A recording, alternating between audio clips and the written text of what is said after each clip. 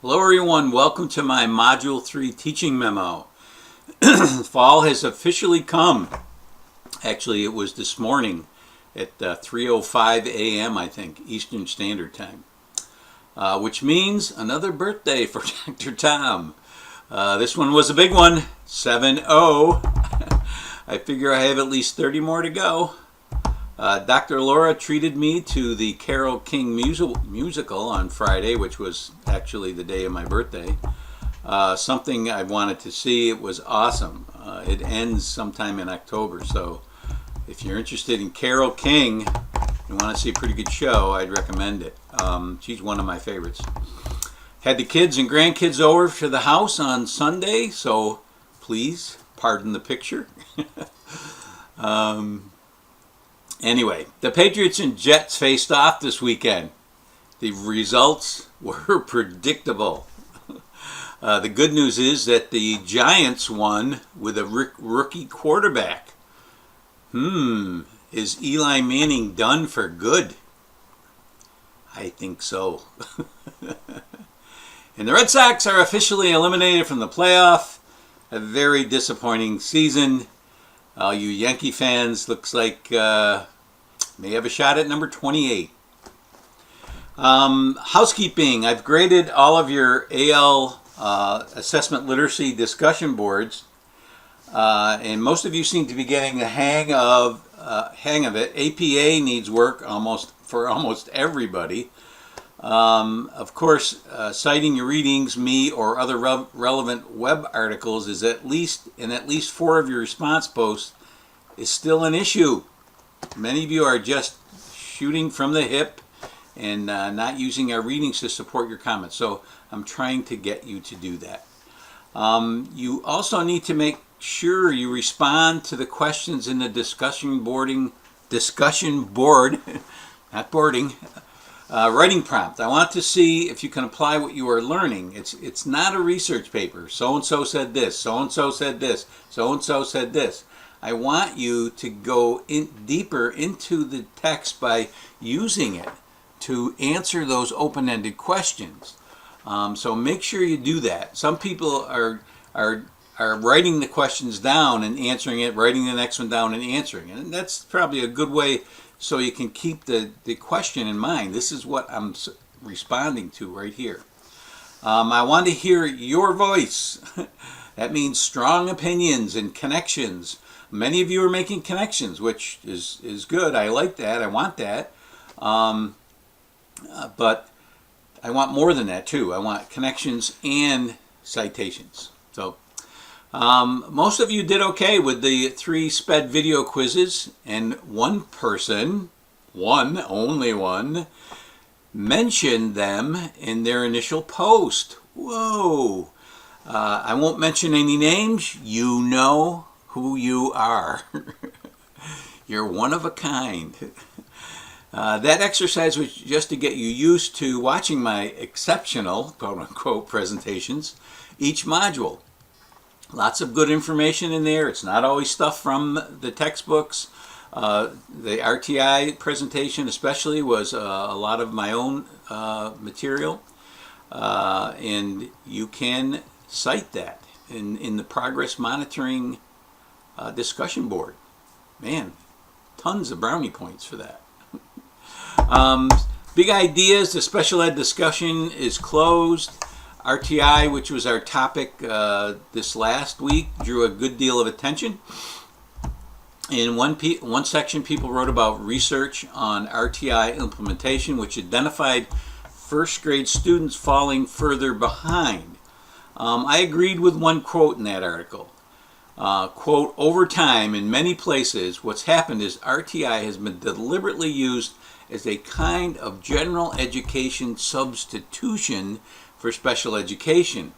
My strong sense is that over time, more and more kids with greater and greater severity of learning problems are being served in an RTI framework. So it's being used instead of special education. Now, to me, that's not a bad thing if teachers are using it with fidelity. Remember, fidelity is a big thing in RTI, that you use interventions with fidelity, the way they were described in the research, and that you're not just using, my feeling is that it's being used just as like old school remediation. Oh, this kid's not doing well,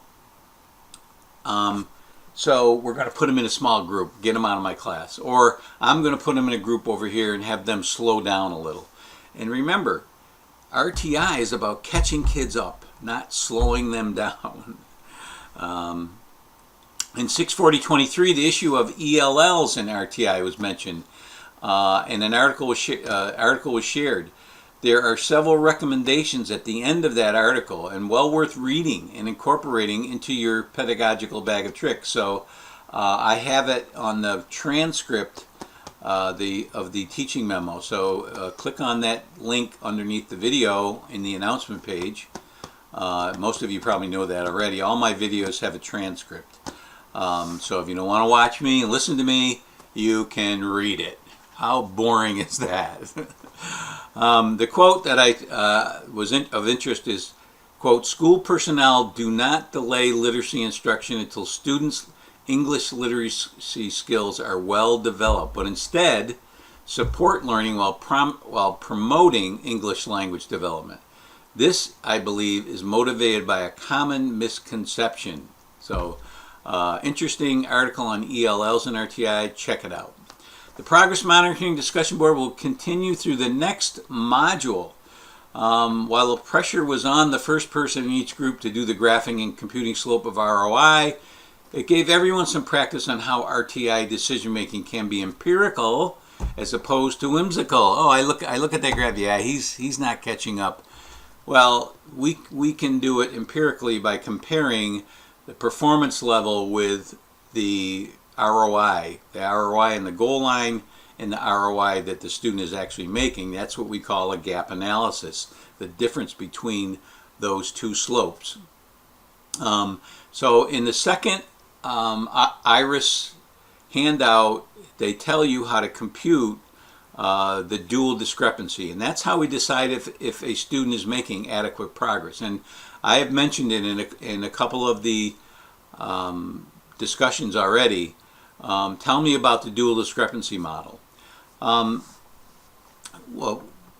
I asked for feedback on this assignment because it was new. I just did this the first time I've done this. I've gotten some feedback of which I am very appreciative. The feedback and my own trepidation were that after people graphed their data points and computed ROI and compared performance level with expected performance, what else is there to say? Well, if you stick to the two IRIS handouts, you may run out of things to talk about. But that's why I had you read the Salvia et al. Chapter 12, because there's a lot of information there. There's a lot of information in my presentation. So, and you can go find information, especially on the IRIS website. There's all kinds of stuff on the IRIS website that you can bring into the conversation. Well, what about this? What about that? Questions. How long do we try interventions before deciding? How many interventions would be considered adequate? Where do we find research-based interventions? Who knows how to do that? I used to have a discussion board on that.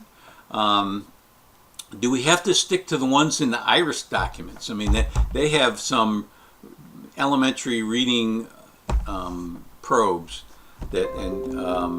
and reading interventions, but we certainly don't have to stick to those. So those are some questions. And as I mentioned, you can also talk about my RTI presentation. Response to intervention is one of the most important topics covered in the special education portion of this course because it pertains equally as much to regular education teachers as to special education teachers. In the discussion board, you need to indicate an understanding of the process from the 7 basic assumptions in universal screening, research-based classroom curriculum, intervention fidelity, integrity, which I just mentioned before, progress monitoring through curriculum-based measurements, rate of improvement, gap analysis, frequency versus specificity, and progression through the 3 tiers of intervention. So get that stuff in there, into the discussion, and I'll be provoking you to do it as well. Okay. So again, make sure you watch my assignment video. I already received an email questioning a link that didn't work, and I think it was in my 64023 section. Some reason the verb link to the verbs wasn't working, but they are also in the module. So the verbs, and there's another feedback article, Smith 2012. Those are located in the module. So don't panic if that link doesn't work. So that's it. I will be back in 3 weeks.